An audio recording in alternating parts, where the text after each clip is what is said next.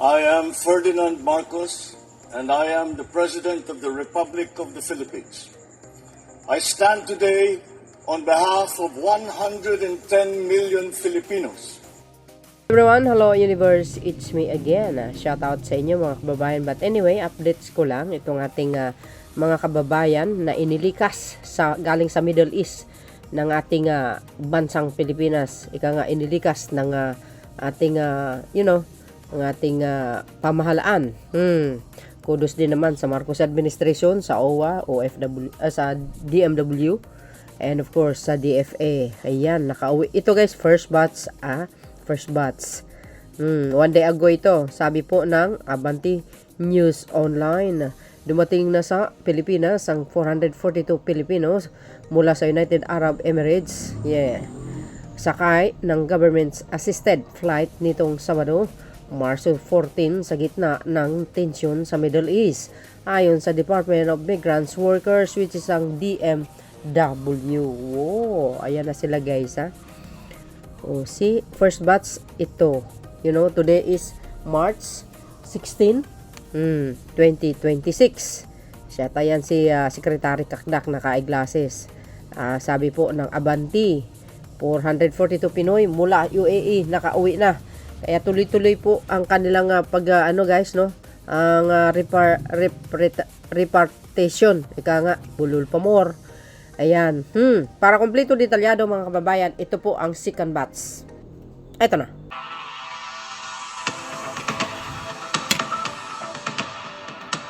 Total po ng pasahero ay 340. Ito po ang first na charter flight ng OWA at ang kapartner natin dito ang ating flag carrier Philippine Airlines. Una po ito sa several na charter ng pamahalaan ng OWA. Pangalawa po ito na charter ng pamahalaan. Nauna po yung kahapon sa Department of Migrant Workers sa United Arab Emirates. So patuloy lang po ito. Ang laman po ng flight na ito na OFWs, mga distressed OFWs po natin, yung mga humingi ng tulong sa atin, mga nasa shelter po ng mga kababayan natin. Patuloy ang operations natin sa pagtawid ng ating mga kababayan mula sa Kuwait, Bahrain, kung saan sarado pa yung airspace. Ito talaga yung nilatag nating plano mula pa nung pumutok itong gulong ito. At this is the result of the groundwork done by the one country team of DFA, DMW, and OWA. At patuloy na po ito. What we're doing sa hybrid approach, pag may commercial flights available, we try to book as many tickets as we can, dahil in demand din ito, hindi naman din Pilipinas lang. But then we combine it with these charters. So for now, 340 of OFWs and their children. And then kahapon, there was around 400 po. And tuloy-tuloy pa po kami sa pag-charter ng eroplano, pagbubook ng mga flights para po sa ating mga kababayan. Kasi mga ilang minutes lang biyahe din sa tinamaan ng missile tuloy-tuloy yung pagpapalipad ng Iran ng mga missile mas lalong makapasok tsaka makalumala, mas mabuting umuwi na lang talaga muna. Masaya, talagang gustong umuwi.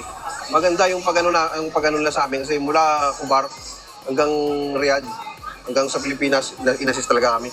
Bigyan kami ng hotel, pakain, yun bigay ng mga financial assistance.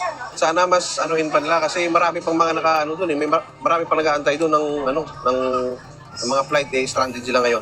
Usually sa Riyadh po, alhamdulillah, wala naman. Pero sa Al-Kharj, pero the last na, alam mo naman po sa social media, na yung parang hindi po fake news pa o syempre nakakatakot din kasi may pamilya ka doon Sinasabi nila, binomba na yung airways ng Riyadh. So naisip ko lang na, yung asawa ko sabi niyo, uwi na lang kayo. Okay na ako yung mahuli dito. Kayo na yung mauna. Napakahusay na ginawa ko, lalo po sa Pangulo natin. Nagpapasalamat din ako kay President Bongbong Marcos. At saka po sa bumo po ng OWA, at saka sa follow po, sa repatriation, napakarami pong mga natutulungan nila. Natulad namin mga distress. At saka sa lahat ng nasa shelter. President Bongbong Marcos, maraming salamat sa programa na pinabot mo sa amin. Malaking bagay ito para sa amin, tsaka pati sa pamilya ba namin. Sana magtuloy-tuloy, tsaka marami pang matulungan na kagaya ko OFW na mga stranded, may mga problema dun sa ibang bansa. Sobrang salamat po talaga. President Bongbong Marcos, maraming salamat po. Nakauwi po kami at sa inyong handog na serbisyo po. Maraming salamat po. Wow.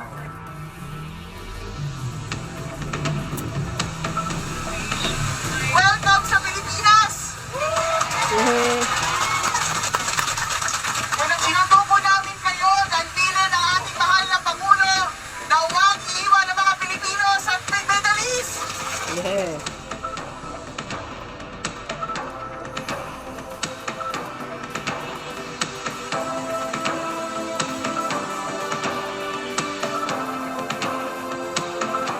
Okay, okay. Thank you.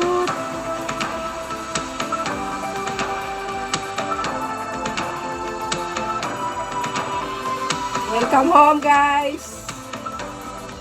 Oh, yun mga kababayan, nakikita nyo yan.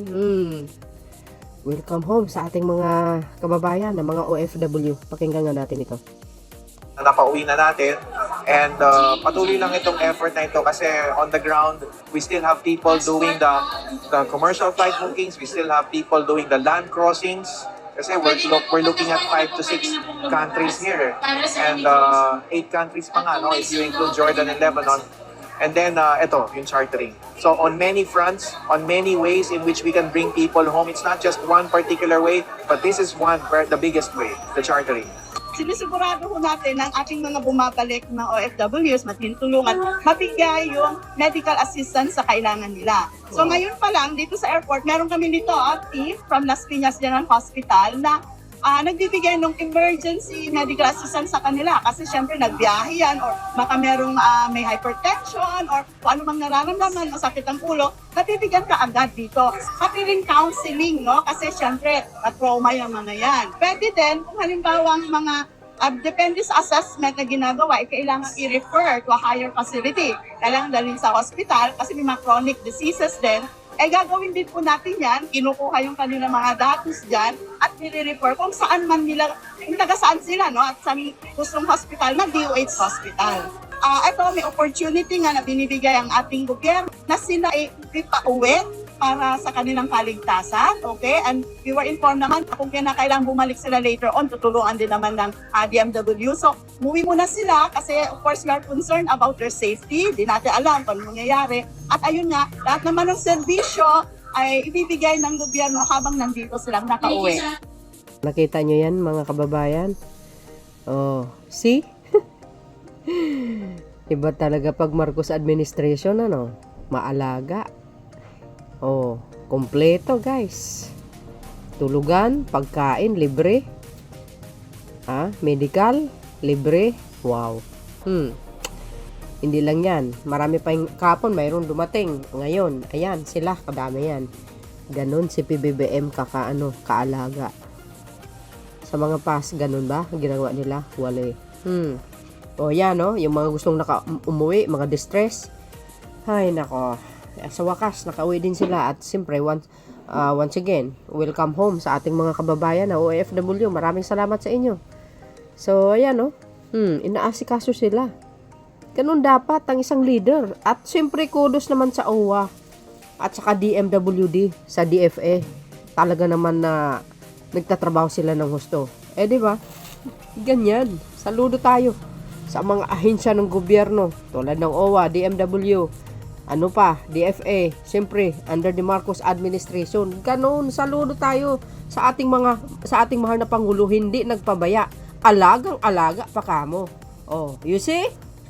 Ganyan. Dapat ang isang pangulo inaalala ang ating mga OFW sapagkat sila ay mga Pilipino katulad natin mga kababayan. Shoutout sa inyo mga besa. Mga kababayan, maraming salamat sa inyong watching. Thank you. Don't forget to follow me and likes. There's more guys. Bye and babush. God bless Philippines. Bye everyone.